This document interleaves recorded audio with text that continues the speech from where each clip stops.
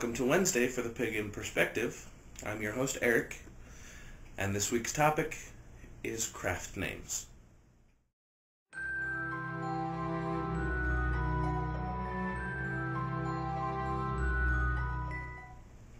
Now, craft names are something, as I understand, that originated as one of two or possibly both.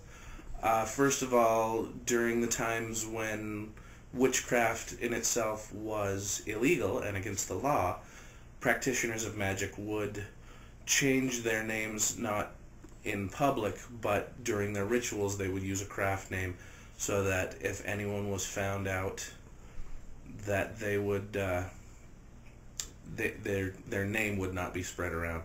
Also, from my understanding, another possibility, another possibility is that many people believe that if you know something's true name, you have power over it. Now, I personally don't feel that either of those things apply or are necessary at this time in history, I suppose. If you know something's true name, that simply means you know how to call on it, as opposed to how to gain control over it. And that's my opinion.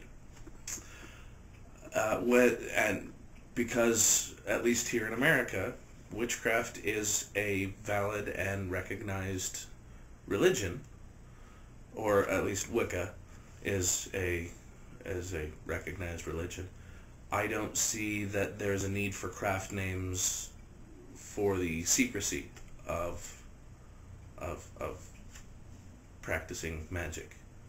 Now, I personally have never had a craft name. I thought long and hard about it many years ago and did a lot of meditation and self-searching to find out what it would be or what it should be, or how to properly annotate the personality traits that I wanted to portray in a craft name, and I never came up with one. You know, that may be just my lack of creativity, or, which I would hope not, or my lack of need to actually have a craft name. I never found one that fit. I never found anything that I felt it necessary to tell other people. I thought about, going by my middle name, which kind of would work. My middle name is Rush, by the way, just in case anybody was wondering, because I always wonder about people's middle names. Anyway, so I thought that might be a good craft name for myself, and decided against it. And I was born Eric, so I don't see that there's a problem in staying Eric and practicing as Eric. I do know lots of people who have craft names. My wife has one. All of the people in her group and her former groups have all had craft names, and I don't see anything wrong with it. It's their preference and their desire, and I say go for it. If you want a craft name, I would meditate on it and find out what works for you or what fits you.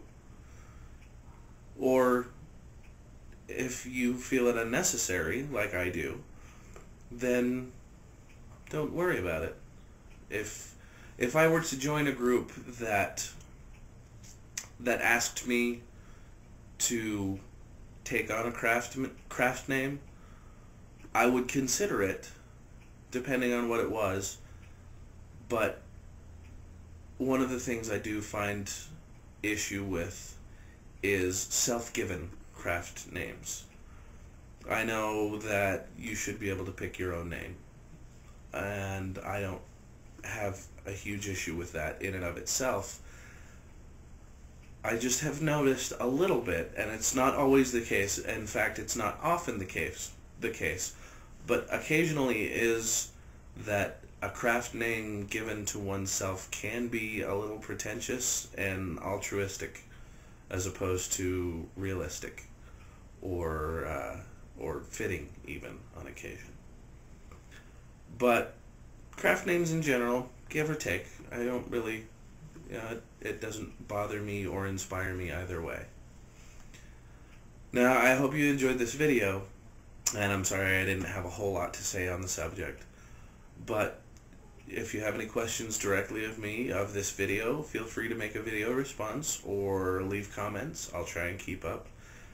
And until next time, Odin be with you.